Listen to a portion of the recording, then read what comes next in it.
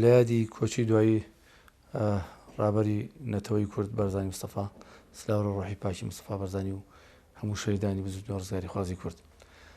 لە ڕاستیە هەر میلەتێک لە زەمانێکی تایبەتیە کە چەسانەوەی لەسەرەوێ پێداویستی مێژوو واکە کە سەرکردەیەک ڕەهبەرێک دەرکەوێت بۆ ئەو میلەتە لە قۆناغێکەوە بۆی قۆناغ بیازێتەوە. گەلی کوردستانیش لەو قۆناغا لە هەلومەرجێکی سەختا بوو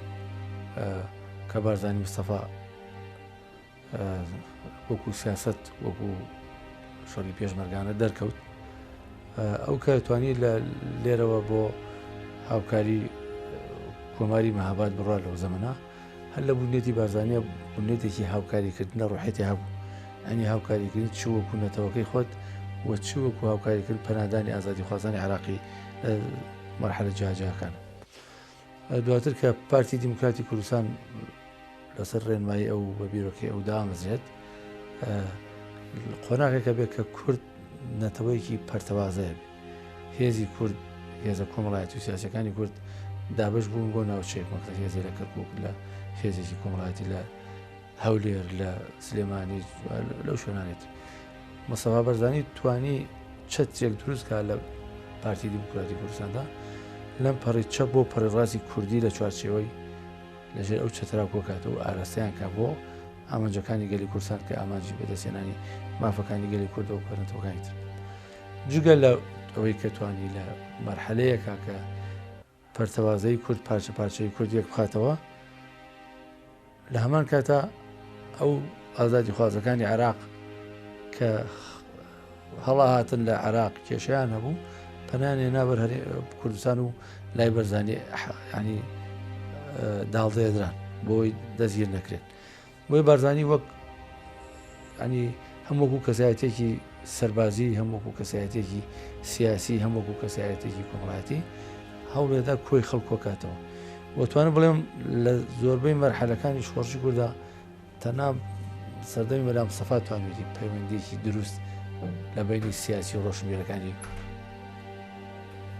کووردا دروستکە کە زۆربەی ڕۆشنبیرەکان نزیک بوون لە جەنابی بەرزانی وەکو مامۆستا هەژار و ڕۆشنبیرەکانی ئەو سەردەمە. بۆیە بارزانی لە ڕۆحێتی هەبوو کۆکردنەوە لە ڕۆحێتی هەبوو کە باوەڕیشی وا بوو کە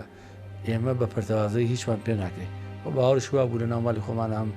ڕێکەوین و هەم گفت و گۆش لەگەڵ دەڕی خۆمان. لە ڕاستیە ئەگەر ئێمە باسی بینە سەر باسی بارزانی نەمر جیا لەوەی کە خۆی لە بنە ماڵێکی شۆڕژگێڕ و خاوەن بەرخۆدانێکی مێژووین لە مێژووی کوردستانە هەر لە سەردەمی شێخ عەبدولسەلامی بارزانیەوە و دوایەوە خۆشی کە هاتۆتە دنیاوە پێشمەرگەیەکی ئەو بزوتنەوەیە بووە تا بۆ بەو سەرکردە و کارێزما گەورەی لە ڕووی ڕۆحی و لە ڕووی نەتەوەیەوە بۆ کورد کەلێنێکی زۆر گەورەی گرتووە. حەقەتەن کە باز لە بارزانی ئەکرێ پێویستە چەند ڕەهەندێک هەیە هەمیشە لەبەر چاومان بێ. ڕەهەندی کوردایەتی کە بێشک جەنابی بارزانی سەرقافڵەی ئەو بوارەیە. ڕەهەندی سیاسی کە توانیوێتی لە کۆی ئەو ململانیانەی کە لەسەر ساحەکە بووە هەر لە تقریبا توانین بڵێن لە پێش شەڕی دووەمی جیهانەوە و تا بە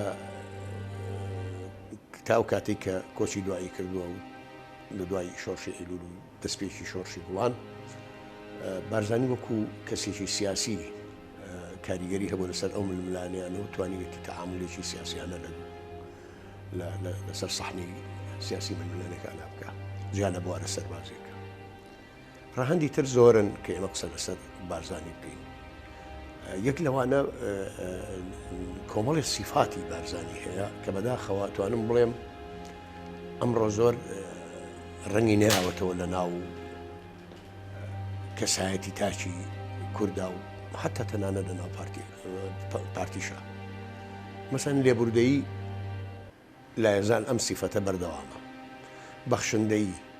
خۆ بە گەورەی نەزانین. لە خۆشیە بارزانی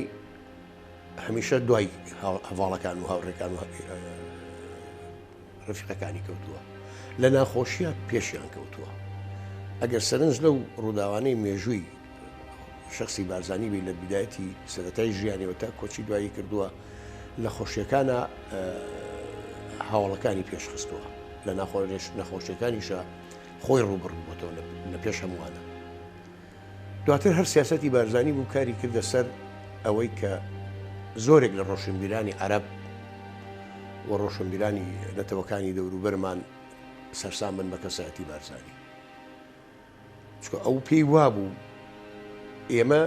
کوشتەی دەستی نەبوونی دیموکراتیەت و نایەکسانی و نادەدوەرین لەم ناوچەیەدا. ئەگەر مێژوش غەدری لێکردوین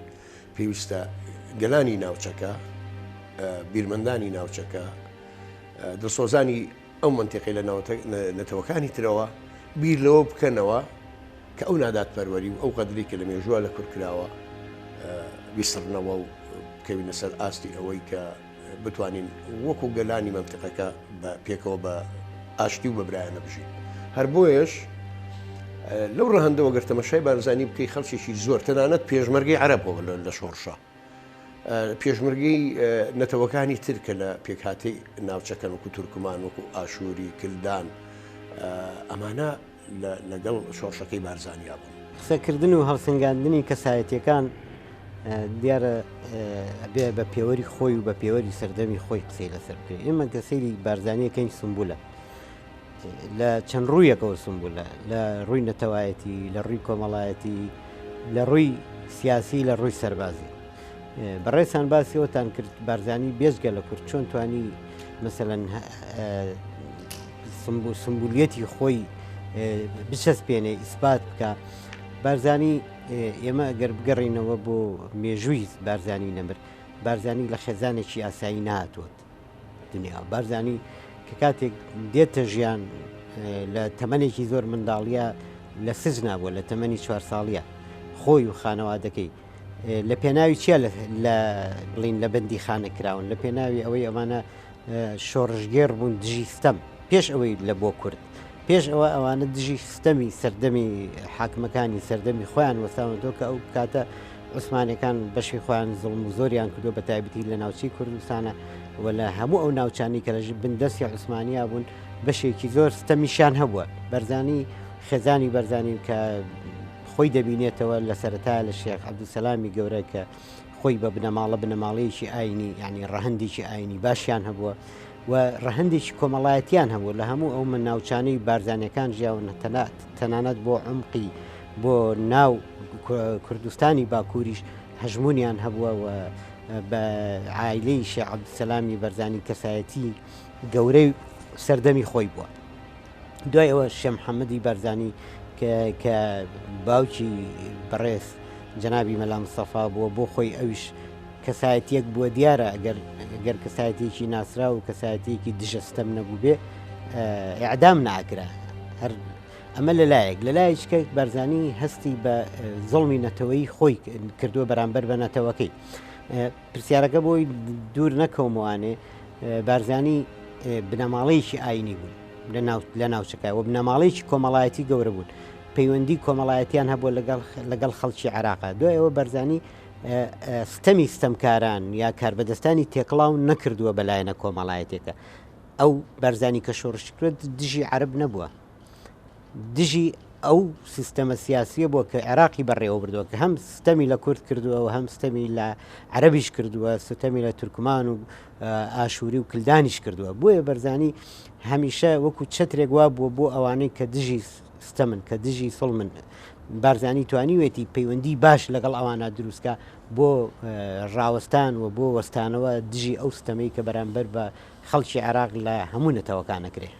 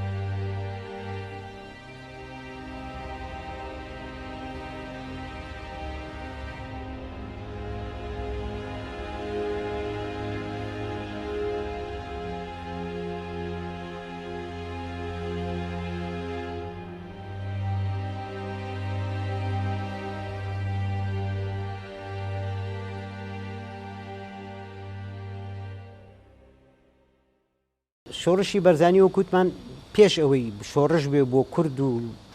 داواکاری کورد و ناوچەی جغرافیای کوردستان شۆڕشێ بووە دژی ستەم بەڵام بە حکمی ئەوەی بارزانی لە کوردستانە ژیاوە بە حکمی ئەوەی کە ستەمێکی زۆر لە کورد لە ڕووی نەتەوەیی لە ڕووی کللتوری لە ڕووی سنوور کراوە شۆڕشەکەی بارزانی شۆڕشی هەموو گەلانی کوردستان بووە بە هەموو پێکاتەکانی کوردستانەوە ئەمە لەلایەک لەلایشکە هەموو کاتێک بڵین بارگای بارزانی بۆتە شوێنی داڵدەی ئەو عەرەبانەی دژی ستەم وەستاون ئەو ئاشوریانەی دژی ستەم وەستاون هەموو گەلانی عێراقکە لە کولد و ئاشور و تورکمان و یعنی هەرگیز بارزانی دەرگای بەڕووی هیچ کەسێکادا نەخستووە بۆیە دەبینین یعنی من خۆم لە سەردەمی شۆڕشی ئەیلولاژی ژیاوم کەسانی عەرەب هەبوون لە ناو پێشمەرگەیە و کەسانی کریستیانی زۆر هەبوون من بەناو هەندێکیان یعنی لە لامە و تەنانەت تورکمانیش هەبوون لە ناو شۆڕشی کوردە دوای ئەوە وەکو تۆ لۆکاڵی نەبووە بارزانی لەگەڵ ئەوەی کە ئەو خەباتی بۆ کوردستانی عێراق و بۆ عێراق بووە خەباتیشی بۆ گەلانی بۆ کوردەکانی باشوور و ڕۆژهەڵات و ڕۆژئاواش بووە من ئەوەی کە ئێستش بە ناو لە لام و ناوەکان نەزانم چەندین پێشمەرگەی ڕۆژهەڵات لە ناو پێشمەرگەکانیە و حتا خزمی خۆم هەیە کە لە دوی ڕۆژهەڵات تا ئێستش بڵین پێشمەرگەی ئەیلولن و موچی خۆیان وەرەگرن حەقی خۆیشانە چونکە نەکرد بڵین کوردی ڕۆژهەڵاتن کوردی ڕۆژهەڵاتن بەڵام لە هەمان کاتە سەردەمێ لێرە ژیاون و ڕەگەزنامەی عراقیشیان هەیە یعنی بە حەقیقەت مافی خۆیانە نە شۆڕشی بەرزانی شۆڕشی لۆکاڵی نەبووە گەورەی بەرزانی لە شوێیە دەرەکەوێت لەوەیە گەورەکەی لە ناوچەیەکە قەتیس نەماوە بڵین ناوچەی بارزانە یا ناوچەی زیێبارە شۆڕشی بەرزانی لە خانەقین گەرمتر بووە تا زاخۆ ئەوە خۆی زۆر گرنگە کوردەکانی فەیلەکانی بەغا ئەو فەیلانی کە ئێستا زۆر بەداخەوە ئەوانە جانبی بڵین لایەنی تایفی و مەسەبیەکان گرتو وازیان لە کوردایەتیانە ناڵین هەمووی بەشێکە بەهێزترین لقی پارتی دیموکراتی کوردستان لە بەغدا بوو چونکە فەیلەکانی لێبوون تەنانەت ئەو فەیلانە ئەگەر بەرزانی خۆی دژی تیرۆر بوو چەند جار هاتوونە خزمەت بەرزانی توانە ئەمە ئەتوانین فڵان قائیدیا فڵان سەر کوردەکە بکوژین بەرزانی و توێتی ئەگەر کارێکی وا ئەکەن مەسەڵەن قومبەلەیەک هەڵبەنە ماڵێکەوە ئێوە هینی ئەوە ئەکەن کە مناڵێک نەکوژرێ بێتاوتیانە ناوی تێدێن مەکەن یعنی جینا لە سەردەمانێکە لە حەفتەکانە و لە شەستەکانیشە پارتی دیموکراتی کوردستان بە سەرۆکاتی مەلا مستەفای خوا لێ خۆش بوو چیان ویستایە بەهۆی ئەو کوردانی لە بەغا بدایان کرد جارەوەی لە بەرەبیانی مێژۆ غەدرمان لێکراوە بەڵام ئێستا ئێمە کوشتەی نەبوونی دیموکراتێتین عەقڵیەتی نەتەوە سەردەستەکانی ناوچەکە تورک عەرەب فارس نەگەیشتۆتە ئەو ئاستەی کە بیر و باوەڕی بارزانی کە خۆی لە دادپەروەری و ئازادی و دیموکراتیەتا بینیوەتەوە ئەمەیان پێ هەزم بکرێ پێ قوبوڵ بکرێ ئەگەر سەرسامیش بوو بن بە کەسایەتی بارزانی بەڵام هەر دژایەتیان کردووە چونکە زانیویانە ئەو دیموکراتێتی کە بارزانی داوایەکە ناوچەکە ئەکە خاتە حاڵەتێکی دۆخێکی ئارامی و سەقامگیریەوە لەوانەیە ئەم ئەو دۆخە ئارام و سەقامگیرە بۆ هەندێک لایەن سوودی نەبوو بێ زیاتر ئێمە ئەوانیان کردوەوە بەگشت ئێمە هەتا کارگەیشتۆتە ئەوەی کە ئەو کارەساتە گەورانی وەکو ئەنفاڵی چیمیاباران و چی مامەسەراتۆ چەندان بە هەزاران ڕۆڵی هەموو میلەتە ئیعدام کراوە ئەوەی کە گرنگ بێک لە ژیانی بارزانیە یەکێک لە گرنگجەکانی تری ژیانی بارزانی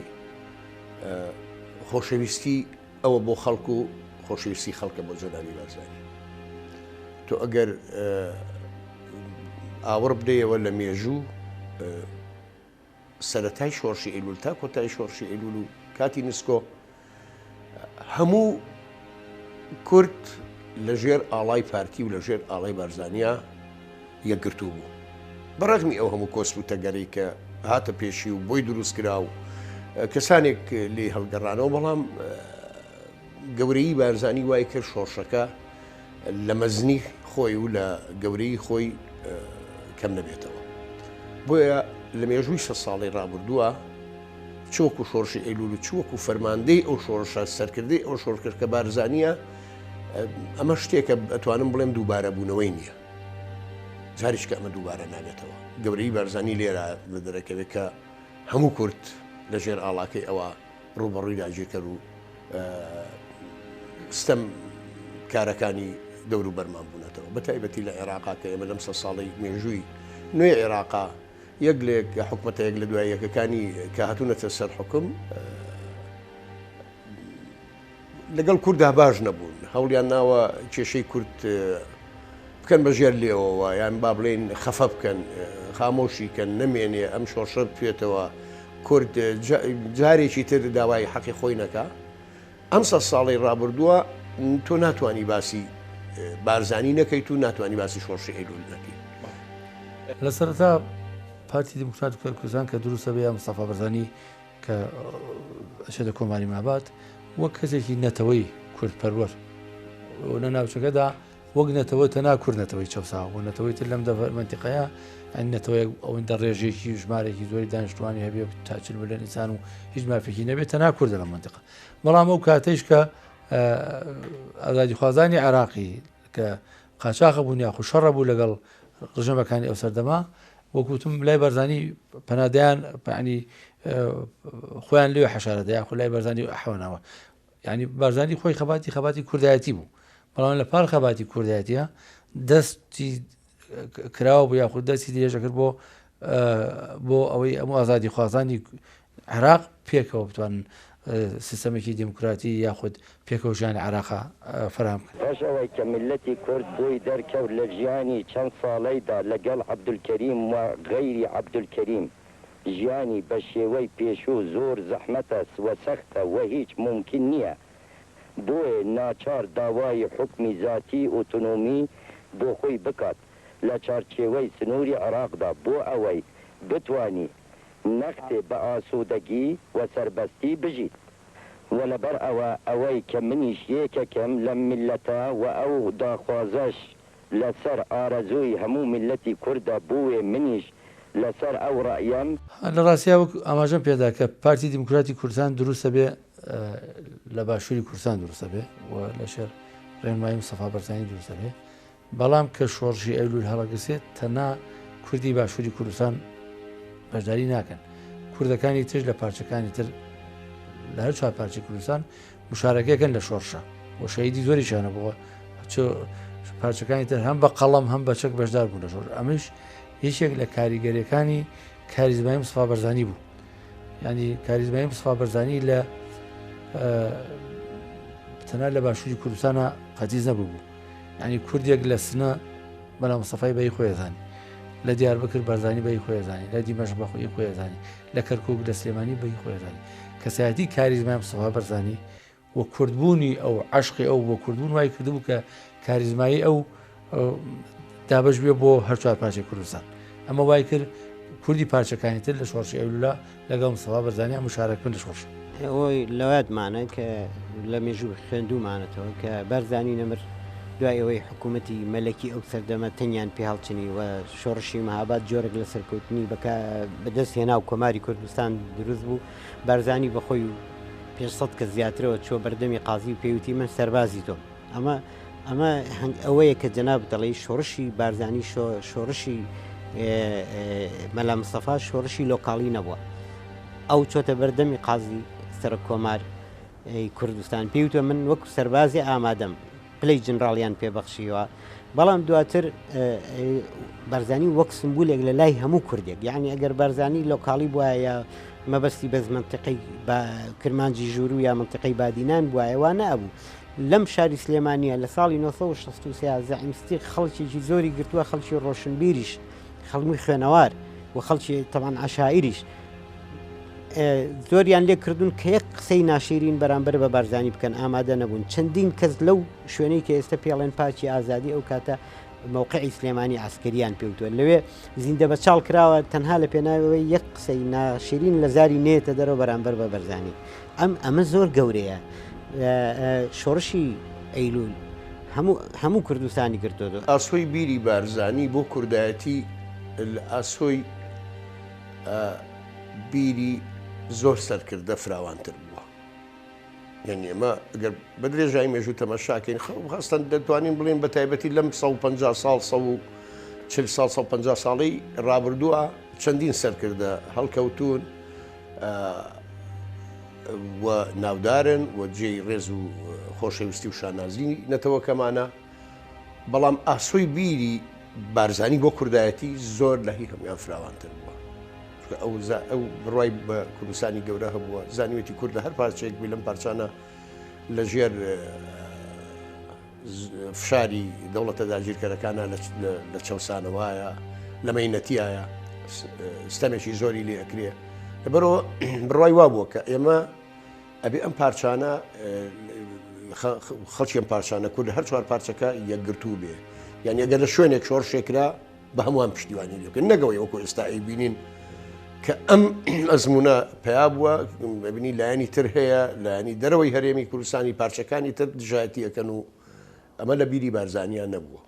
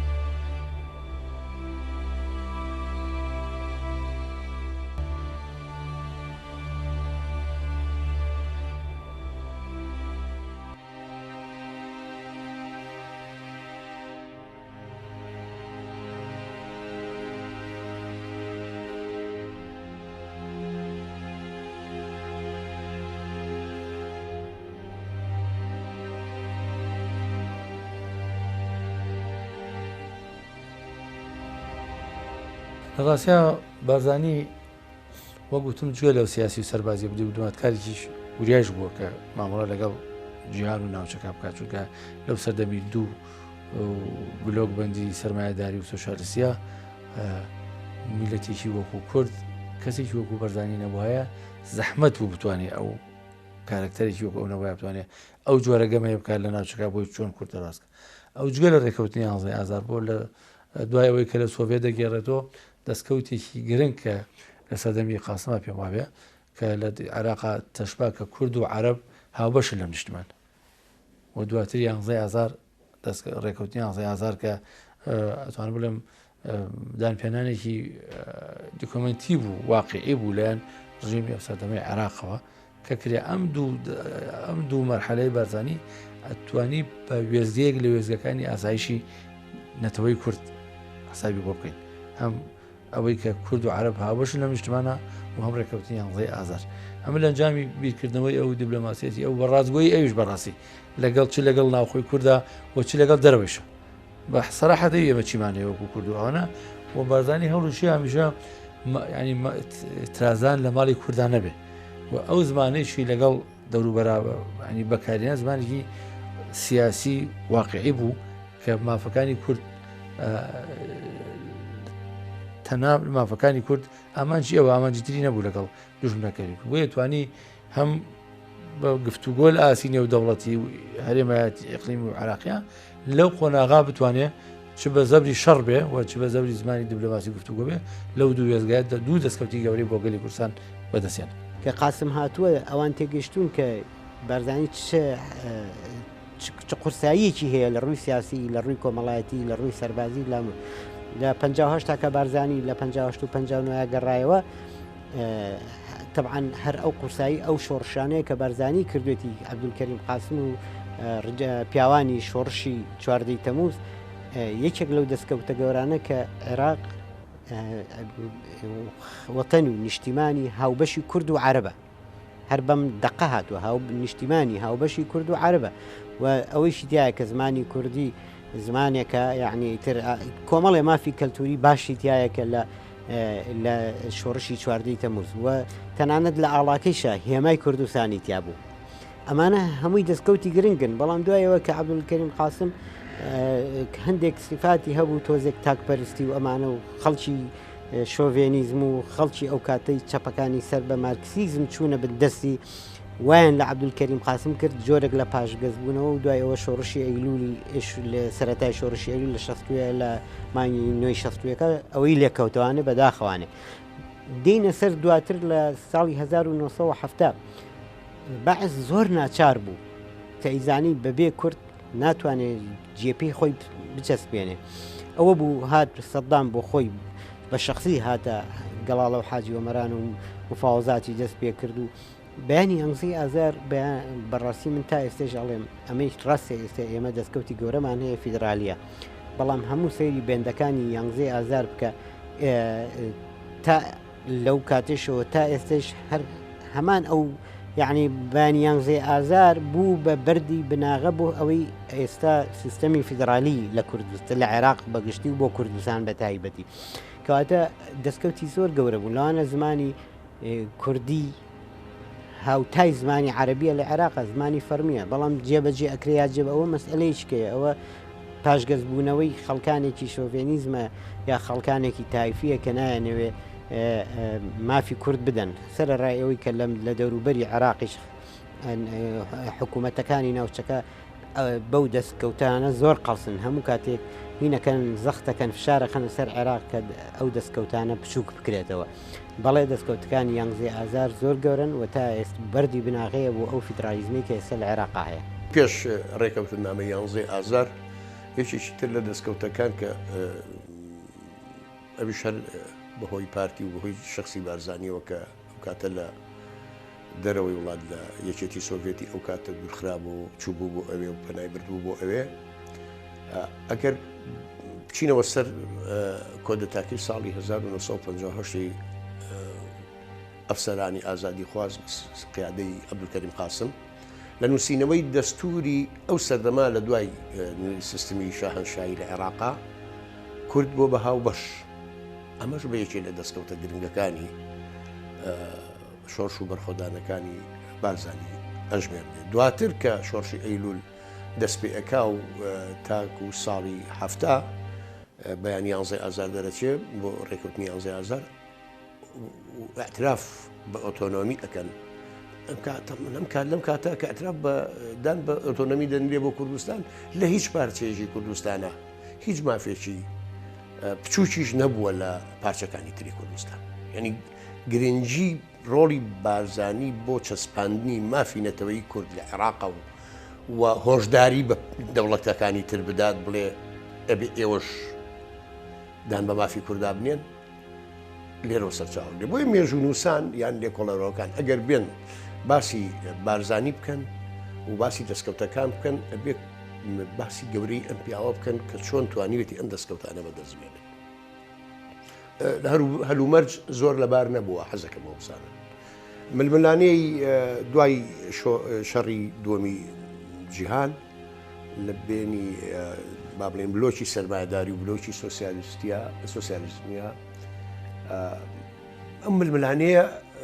کۆمەڵێ مستەلزەماتی خۆی هەبوو پێداویستی خۆی هەبوو بۆ نمونە با بڵێن دابەشبوونی هێز و دابەشبوونی هەژمونی ئەم دوو بلۆکە لەو ململانێک گەورەیە سیباقی تەسەڵح ینی پێشبڕکێی چەکسازی لە بینی سۆڤێت و لە بینی ئەمریکا هەمیشە ئەو ململانەیە وای کردووە کە حەقی زۆر لە میلەتان بخورێ بە تایبەتی کورد قوتێکی وەش نەبووە خۆی ڕابگری مقابلی ظالم کە حتا دەنگێکی خۆ بەڵام ئەمڕۆکەنی ئەوە وەبزانم هەیە و دەنگی بە هەموو جێگا جێیوە ئەمەلمان وایە کە حکوومەتەکانی خارجیش موجبی قوانینی بینە دووەلی ینی ملەتی کورد بیگەینە ئەمانەتێک کە بەمانەکەن ببیتن لە دەستی ظالم و خیانەت و ئەمە لەگەڵ شعبی عێراقیش ئەوەیە کە چۆن زەرەر لە ملەتی کورد ئەکەن و لە ملەتی عەرەبیش ئەکەن پێکەوە تەفاهم بکەن حکوومەتێکی خێر بینەسەر